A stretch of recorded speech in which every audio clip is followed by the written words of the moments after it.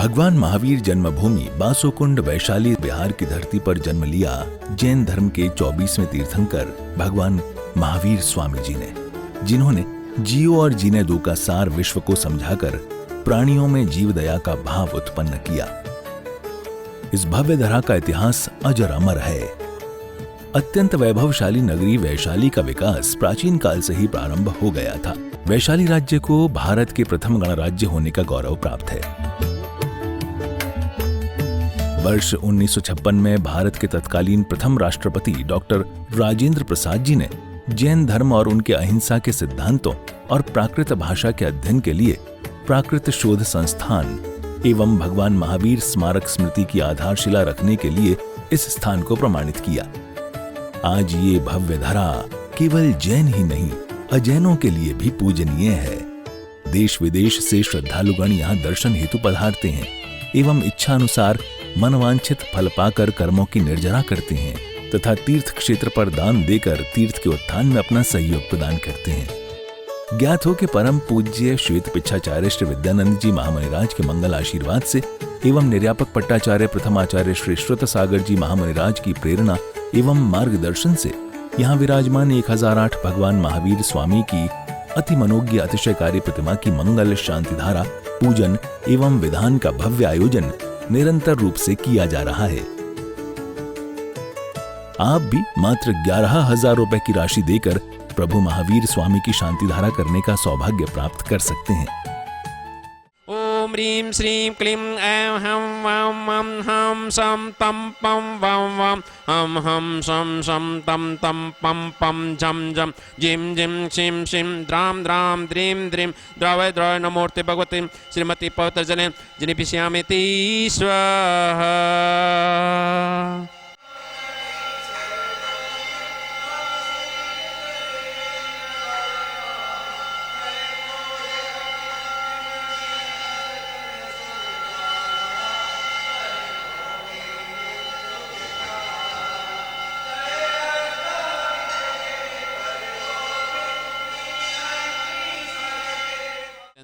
तंदुल पुष्पिके चर सुदीप सुदूप फलार्दिके धवल मंगल गान रवाकुले जिन ग्रहे अभिषेक महमजे। ओम ह्रीं श्री पांडुकशिला पर विराजमान भगवान चनादे प्रथम कलश सुप्रांते जलादे अर्घम निपामति स्वाहा।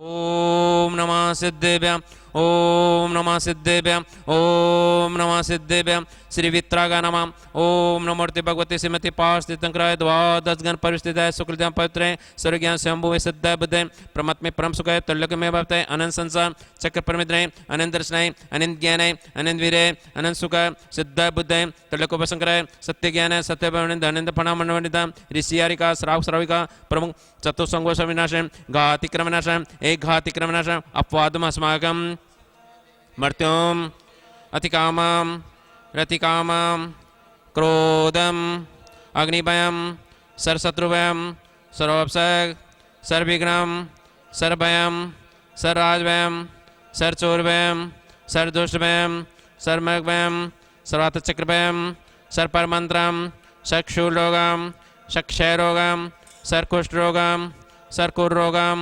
सर्वनरमारिम सर्वगजमारिम सर्वाशमारिम सर्वगोमारिम सर्वमहिषमारिम सर्वधान्यमारिम सर्ववृक्षमारिम सर्वगुलमारिम सर्वपत्रमारिम सर्वपुष्पमारिम सर्वफलमारिम सर्वराशमारिम सर्वदेशमारिम सर्वविषमारिम सर्ववेताल साकनी डाकनीभयम सर्ववेदनियम सर्वमोनियम सर्वक्रमाष्टकम। आज की शांतिधारा के पुण्यार्जक है दिलीप कुमार जी जैन, मनोज जी जैन, कमलेश जी जैन एवं समस्त परिवार कोडरमा छिंदी छिंदी बिंदी बिंदी। ओम सुदर्शन महाराज मम चक्र विक्रम तेजोबल सौरवीर शांति sir जनानंदनम sir गोकुलानंदनम sir Bhavyanandanam sir ग्राम नगर कीट करुण मठ पतन द्रोणुमुख समानंदनम सर लोकानंदनम सर देशानंदनम सर यजमानंदनम सर दुगनंद पच पच कोट कोट शीघ्रम शीघ्रम यत सुखम ते सुलोक्य व्याधि व्याष्णम वर्जितम अभयम क्षीमारोग्यम स्वस्तिर्षु विदते श्री शांतिरस्तु कुलगोतंतन्तान्यम पदम प्रभु चंद्र प्रभु वासव पूज्य मलिवर्धमान पुष्धन शीतल मुनिसुर निमिनाथ पार्शनाथ तिपज नमः नमः। ओम नमो मूर्ति भगवते श्रीमती प्रक्षणा शेष दोष कलमसाव देते जो मूर्ति से शांतिनाथ है शांतिक्राय सर्पापनाशय सर्वविघ्न विनाशय सर्वगो समर्थ विनाशय सर्वप्रकट सुदपर विनाशय क्षामडम विनाशय। ओम राम ह्रीं ह्रूं रोम रम अस्य नमः सर्व शांति कुरु स्वाहा। संपूजकन प्रतिपालकन यतीन्द्र समानित तपोधनानां दिश से राष्ट्र से पुर से रागम करो तो शांतिम भगवान जिनेन्द्र करो तो शांतिम भगवान जिनेन्द्र करो तो शांतिम भगवान जिनेन्द्र। बोलिए शांतिनाथ भगवान की जय। चिंतामणि पार्शनाथ भगवान की जय। वासवकुंड महावीर भगवान की जय। 24 भगवान की जय। समस्त मुनि संघाचार्य संघ की जय। ओम ह्रीं श्री पांडुक शिला पर विराजमान भगवान चनाग्रे शांति धरा प्रांते जलादि अर्घम निपामिति स्वाहा। ओम ह्रीं जितने भी मुनिराज हैं उपाध्याय आचार्य गण हैं उनके चरण कमलों में बार नमस्कार। उनके चरण कमलों में अनंत प्राप्ति अर्घम निपामिति स्वाहा। मैं राजेंद्र जैन दिल्ली से यहाँ पर वैशाली भगवान महावीर स्वामी की जन्मभूमि बिहार में यहाँ पर हूँ और इसी क्षेत्र के ऊपर आचार्य श्री विद्यानंद मुनिराज के आशीर्वाद से इस क्षेत्र का विकास हुआ है, मंदिर जी का निर्माण हुआ है और उनके जो पट्टाचार्य हैं निर्यापक पट्टाचार्य आचार्य श्री सुसागर जी मुनिराज के पावन सानिध्य में तथा मार्गदर्शन में इस क्षेत्र का विकास निरंतर यहाँ पर प्रगति की ओर चल रहा है। इसी में अभी हमने नया मानस स्तंभ यहाँ पर निर्माण किया है जिसमें अभी दिसंबर माह में ही सिद्ध परमेश्वरी भगवान की प्रतिमाओं को यहाँ विराजमान किया है और मंदिर जी में 2 जिनालयों का निर्माण कार्य भी यहाँ पर प्रारंभ हो रहा है जिसमें 1008 प्रतिमाएं विराजमान की जाएंगी सहस्त्रकूट जिनालय में तथा 30-24 मंदिर जिसमें 720 प्रतिमाएं यहाँ विराजमान की जाएंगी अर्थात टोटल 1728 प्रतिमाएं यहाँ पर जिन भी विराजमान किए जाएंगे। मेरा आप सबसे अनुरोध है कि एक बार यहाँ वैशाली आकर के भगवान की जन्मभूमि जिनके हम शासन काल में हैं उनकी जन्मभूमि के अवश्य दर्शन करें और एक एक प्रतिमा यहाँ पर अपने ओर से अपने परिवार की ओर से अवश्य विराजमान कराएं। प्रतिमाओं की राशि 25,000 रुपये, 75,000 रुपये, 1,11,000 रुपये अलग अलग साइज़ के आकार के अनुसार राशि रखी गई है। तो मेरा आप सबसे अनुरोध है कि आप अपना आर्थिक सहयोग इस क्षेत्र को हमेशा प्रदान करते रहें। धन्यवाद। जय जिनेन्द्र। इंद्र इंद्रायणी उस बालक को क्षीर सागर के जल से सुमेर पर अभिषेक कराते हैं। अभिषेक के बाद सारे वस्त्राभूषण पहनाया। इंद्र ने उनका नाम पुरु रखा। पुरु शब्द का अर्थ है बहुत गुणवान।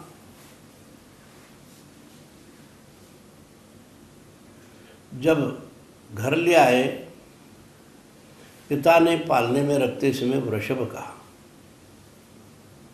वृष शब्द का अर्थ है धर्म।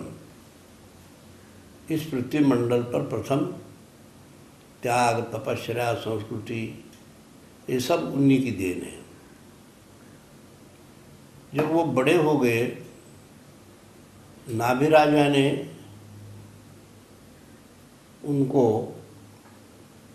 राज्य दे दिया, मुकुट पहनाया और नाभि राजा मरुदेवी बद्रीनाथ जाकर समाधि पूर्वक शरीर छोड़ा। ऐसे ही भागवत के टीकाकार ने स्पष्ट शब्दों में लिखा है विदितानुराग महापुर प्रकृति जनपदो राजा नाभिरात्मजम समेश रक्षायाम मरुदेव्या विशालायाम प्रसन्न पुण्य तपसा समाधि योगेन महिमावान। वहाँ समाधि पूर्वक उन्होंने शरीर छोड़ा। आज भी बद्रीनाथ में जैन लोग यात्रार्थ जाते रहते हैं। नाभि राजा जब प्रजापति कहलाए राज्य करने लगे उनके समय में कल्प वृक्ष नष्ट होने से जीवन यापन की बड़ी समस्या खड़ी हुई। प्रजा घबराकर उनके चरण सानिध्य में आ गए और एक विशाल वृक्ष के नीचे बैठकर प्रजा के लिए उन्होंने कहा, अब आपको श्रम करके ही रोटी खानी होगी, जीवन चलाना होगा। इसलिए उन्होंने प्रारंभ में ये जो सामने दिखाई देता है बांस जैसे गन्ना, उसको चूसो, तृप्ति हो जाएगी। ऐसे करते रहे, इसीलिए इक्षु रस पीने से इक्ष्वाकुओं से कहलाए। प्रजा को कहने लगे, असी मृषि कृषि वाणिज्य और शिल्प और विद्या, ये 6 कलाएं उनको दे दी। अपने हिंस्र पशुओं से रक्षा के लिए शस्त्र दे रहे। मसी लेखन कला सिखाए, लिखने की कला, एक दूसरे के विचारों को दूसरे पास पहुंचाने के लिए कैसे लिखा जाता है, चिट्ठी वगैरह सब बता दें। अ से लेके ह और बीच में म और हम, मैं कौन हूँ, ये भी जानकारी इन अक्षरों से कर लेने की बात कही। कृषि जो तीसरी विद्या है, कलम हल चलने से चलता है, इसलिए कृषि विद्या सिखाई और उन्होंने घोषणा कर दी, कृषि करो और ऋषि जीवन बिताओ, कृषि करो या ऋषि बनो। महानुभाव, वैशाली गणराज्य में भगवान महावीर स्वामी का जन्म हुआ। वहाँ के गणतंत्र सब विश्व में प्रसिद्ध है और अत्यंत प्राचीन उस गणतंत्र प्रजातंत्र में भगवान महावीर स्वामी उन्होंने ये नियम बनाया कि हर प्रजा अपने आप को राजा समझे, हर राजा भी अपने आप को प्रजा समझे। ये जैन धर्म का सार है। प्रजा का अर्थ आत्मा है, तंत्र का अर्थ अनुशासन है।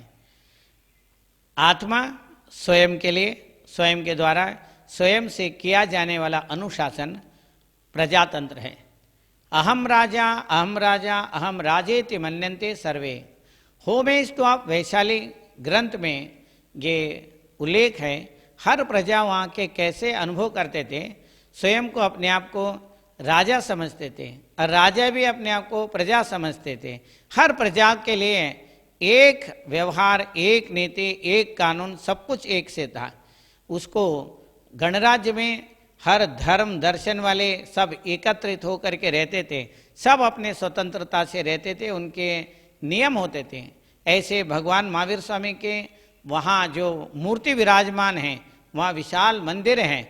उस मंदिर में जो मूर्ति हैं उसमें बड़े आकर्षण हैं और लोग जो भी जाते हैं उस प्रजातंत्र को वहाँ अनुभव करते हैं। वहाँ के मिट्टी को शीश लगाते हैं और वहाँ के आसपास के प्रजाजन लोग उस महावीर स्वामी को अपने गणनायक मानते हैं और उनको उस तात्कालीन प्रजातंत्र के जो प्रधानमंत्री थे, ऐसे वर्धमान महावीर स्वामी 12 साल तक वहाँ राज किया। उनके प्रतिमा में भी वही आकर्षण है जो आकर्षण भगवान महावीर स्वामी में था। महानुभाव, उनके कण कण में पुण्य के परमाणु आज भी वहाँ व्यवस्थित हैं।